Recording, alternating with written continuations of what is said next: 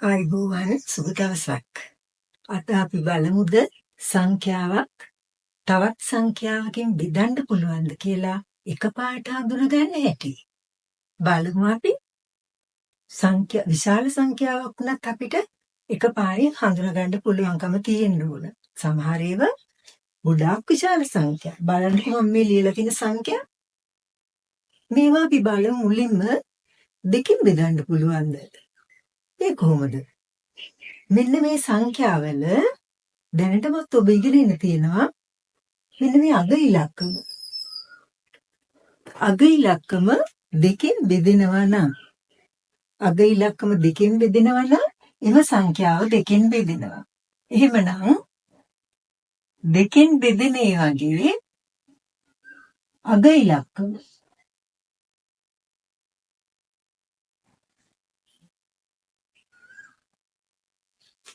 දෙකෙන් බෙදෙන ඒ වගේ අග ඉලක්කම කීවෙන්න ඕනද? එහෙමනම් දෙවරක් චක්‍රය ඔබ දන්නවා 2 4 6 8 10 12 මේ ආදී වශයෙන් එන්නේ. එහෙනම් මේකේ අග ඉලක්කම 2 4 6 8 බිඳුව තියෙනවා. එහෙමනම් දෙකෙන් බෙදෙන සංඛ්‍යාවල අග ඉලක්කම බිඳුව 2 4 6 8. එහෙනම් ඔය විදිහටම අපිට පුළුවන් 5න් බෙදෙන සංඛ්‍යා සහ 10න් බෙදෙන සංඛ්‍යා හොයාගන්න. හොඳයි, 5 වරක් ඔබ දන්නවා 5 වරක් චක්‍රය. කොහොමද 5 වරක් චක්‍රේ මේ අගයන් ඉන්නේ? 5 10 15 20 25 මේ ආදී වශයෙන්. බලන්න මේ සංඛ්‍යාවල අග ඉලක්කම කීයද කියලා? 0යි 5යි. වෙනත් සංඛ්‍යා නැහැ. එහෙමනම් 5න් බෙදෙන සංඛ්‍යාවල අග ඉලක්කම 0 හෝ 5. 5න් බෙදෙන සංඛ්‍යාවල අග ඉලක්කම 0යි 5යි. එහෙනම් බලමු 10න් බෙදෙන සංඛ්‍යාව. හරිම ලේසියි මේක නම්. එහෙනම් 10 ගුණාකාර ගත්තොත් 10 20 30 40 මේ ආදී වශයෙන් 200 මේවා 10 ගුණාකාර. එහෙනම් බලන්නකො මේ වගේ අග ඉලක්කම දිහා. ඒ හැම අග අංකයක්ම බිඳුව ඇවිල්ලා තියෙනවා. එහෙමනම් 10න් බෙදෙන සංඛ්‍යාවල අග ඉලක්කම බිඳුව.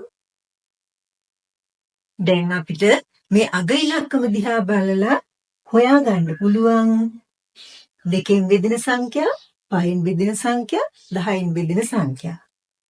දැන් අපි බලමු මෙන්න මේ මම ලියලා තියෙන සංඛ්‍යා දෙකෙන් බෙදෙනවද? එහෙමනම් අපිට මොනතරම් විශාල සංඛ්‍යාවක් වුණත් මේක දෙකෙන් බෙදෙනවද කියලා එකපාරින් තත්පරයෙන් හඳුනගන්න පුළුවන්. එහෙනම් මේ සංඛ්‍යාව දෙකෙන් බෙදෙන්නේ නැහැ. මෙතන දෙකෙන් බෙදෙනවා. මෙතන දෙකෙන් බෙදෙන්නේ නැහැ. මොකද එක තියෙන්නේ. දෙකෙන් බෙදෙනවා නම් මේ අංක තියෙන්නේ. දැන් බලමු මේම සංඛ්‍යා 5න් බෙදෙනවද කියලා. 5න් බෙදෙනවා නම් 0 හෝ 5. මෙතන තියෙන්නේ අග ඉලක්කම 5යි. එහෙමනම් මෙම සංඛ්‍යාව 5න් බෙදෙනවා. දැන් බලන්නකො මෙතන 0. එම සංඛ්‍යාවත් 5න් බෙදෙනවා. මෙතන ඒක 5න් බෙදෙන්නේ නැහැ. හොඳයි. දැන් එහෙමනම් මෙන්න මේ අංක තුනෙන් බෙදන්න පුළුවන්ද කියලා අපිට තත්පරයක් යන්න කලින් සංඛ්‍යාව දිහා බලපු ගමන් හඳුනා ගන්න පුළුවන්. අපි බලමුකෝ තවත් සංඛ්‍යාවකින් බෙදන්න පුළුවන්ද කියලා කොහොමද හඳුනාගන්නේ? එහෙනම් දැන් අපි බලමු 4න් බෙදෙන සංඛ්‍යා කොහොමද හඳුනාගන්නේ කියලා. හරි.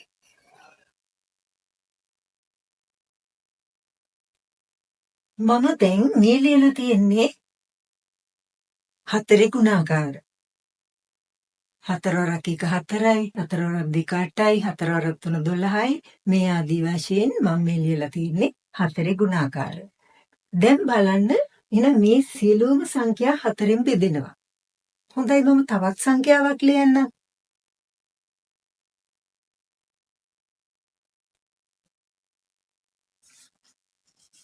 152. මේක හතරෙන් බෙදෙනවා. සාමාන්‍ය විදිහට ඔබට බෙදලා බලන්න පුළුවන් මේක හතරෙන් බෙදෙනවද කියලා. 4 වරක් එකට නෑ. 15ට 4 වරක් 3යි.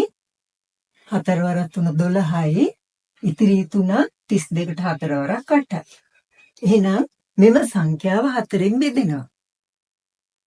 දැන් අපි කොහොමද හතරෙන් බෙදෙන සංඛ්‍යා හඳුනාගන්නේ? තව සංඛ්‍යාවක් අපි ලියලා බලමු. 175. මේකත් අපි හතරෙන් බෙදලා බලමු. එකට නෑ 17ට 4 වරක් 4 16යි.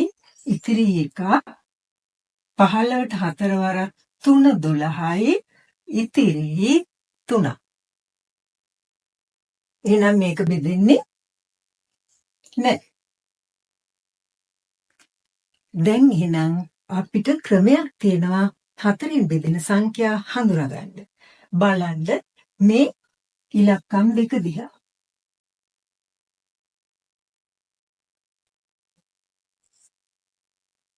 අග ඉලක්කම් දෙක. මේ සංඛ්‍යාවේ අග ඉලක්කම් දෙක හතරෙන් බෙදෙනවද කියලා බලන්න. මේ සියලුම සංඛ්‍යා හතරෙන් බෙදෙනවා. 152 52ත් හතරෙන් බෙදෙනවා. 5ට 4 වරක් 1යි. ඉතිරි එක 12ට 4 වරක් 3යි. එහෙනම් මුළු සංඛ්‍යාවම හතරෙන් බෙදෙනවා. මෙතන බලන්න අග ඉලක්කම් දෙක 75. 75 හතරෙන් බෙදෙනවද බලන්න. 4 වරක් 1 4යි.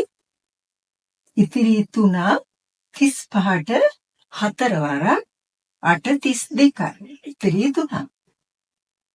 බෙදෙන්නේ. එහෙනම් මෙන්න මේ අග ඉලක්කම් දෙක බලපු ගමන් ඒ අග ඉලක්කම් දෙක හතරෙන් බෙදෙනවා නම් මුළු සංඛ්‍යාවම හතරෙන් බෙදෙනවා. බලන්න දැන් මේ විශාල සංඛ්‍යාව දිහා. 25. හතරෙන් බෙදෙනවද? නැහැ. එහෙනම් මේ මුළු සංඛ්‍යාවම හතරෙන් බෙදෙන්නේ නැහැ. 40. හතරෙන් බෙදෙනවද? ඔව්. එහෙනම් මේ සංඛ්‍යාව හතරෙන් බෙදෙනවා. අග ඉලක්කම් දෙක 0.1 කියන්නේ 1. 1 හතරෙන් බෙදෙනවද? ඉතිරි නැතිව නැහැ. එහෙමනම් මේ මුළු සංඛ්‍යාවම හතරෙන් බෙදෙන්නේ නැහැ. එහෙනම් හතරෙන් බෙදෙන සංඛ්‍යාවල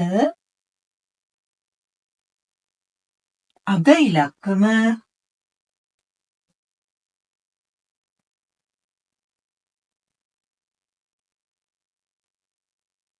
අග ඉලක්කම් දෙක හතරෙන් බෙදෙන්න ඕන. අග ඉලක්කම් දෙක හතරෙන් බෙදෙනවා.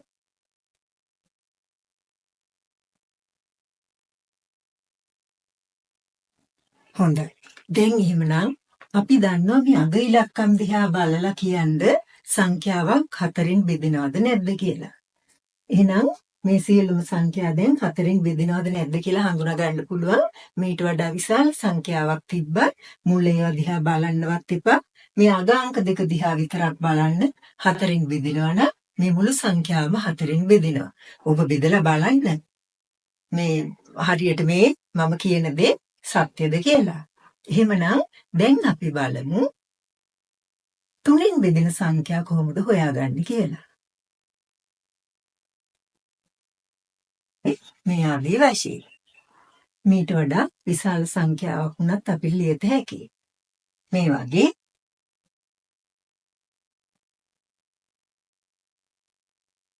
දැන් මේ තුනෙන් බෙදෙන සංඛ්‍යා හොයාගන්න නම් මේ ක්‍රමය අර ඉස්සෙල්ලා ක්‍රමය හරියන්නේ නැහැ.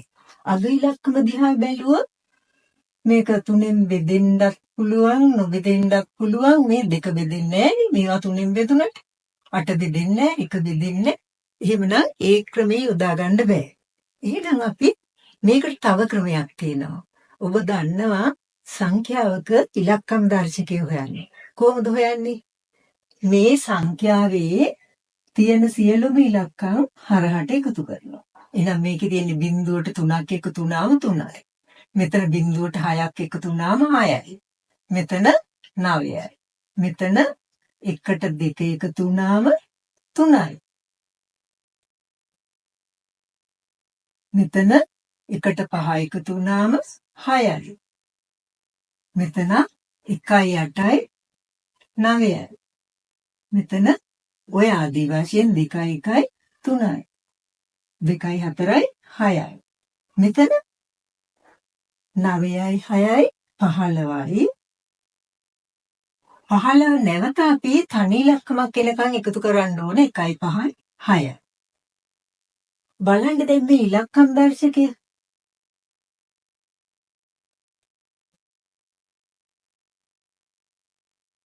ඉලක්කම් දර්ශකයට ඇවිල්ලා තියෙන්නේ 3, 6, 9 කියන අංක විතරයි. එහෙමනම් සංඛ්‍යාවක ඉලක්කම් දර්ශකය 3, 6, 9. එහෙමනම් මේ ඉලක්කම් දර්ශකය 3, 6, 9 යෙදෙනවා නම් මේ මුළු සංඛ්‍යාවම 3ෙන් බෙදෙනවා. මුළු සංඛ්‍යාවම 3ෙන් බෙදෙනවා. එහෙමනම් බලමු දැන් මෙන්න මේ අංක මේ සංඛ්‍යා 3ෙන් බෙදෙනවද කියලා. බලන්න මේවා අපි හරහට හිතෙන් එකතු කරගමු. 2යි 5යි 7යි. 7යි 2යි 9යි. 9යි 6යි 15යි. 15යි 3යි 18යි. 18යි 4යි 22යි. 22යි 2යි 24යි. 24යි 5යි 29යි. එහෙමනම් 29 නැවත එකතු කරනවා අපි. 29 නැවත එකතු කරාම 9යි 2යි 11යි. එහෙනම් 11 ආපහු එකතු කරනවා 2යි.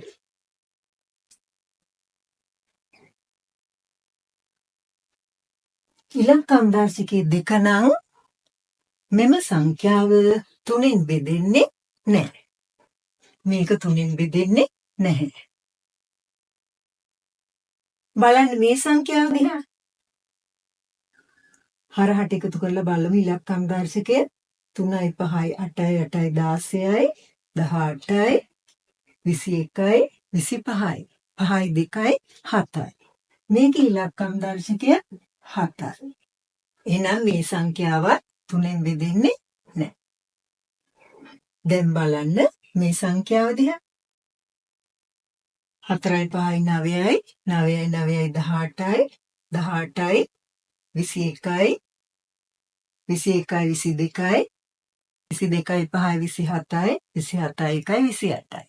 ආපහු එකතු කරනවා 2යි 8යි 10යි 10 ආපහු එකතු කරනවා 1යි. ඉලක්කම් දර්ශකය 1යි. ඒක 3ෙන් බෙදෙන්නේ නැහැ. එහෙමනම් 3ෙන් බෙදෙන සංඛ්‍යා හොයන්න අපි ඉලක්කම් දර්ශකය භාවිතා කරනවා. ඔබට මේ වගේ විශාල සංඛ්‍යාවක් එකපාරේ දැන් මම කියලා දුන්න සංඛ්‍යා වලින් බෙදෙනවද නැද්ද කියලා හඳුනා ගන්න පුළුවන්. අපි ගාවට බලමු වෙනත් දවසක 6න් 8න් මේ වගේ සංඛ්‍යා වලින් බෙදන්න පුළුවන්ද කියලා. හොඳයි. දැන් එහෙමනම් අද අපි අවසන් කරමු. සුබ දවසක්.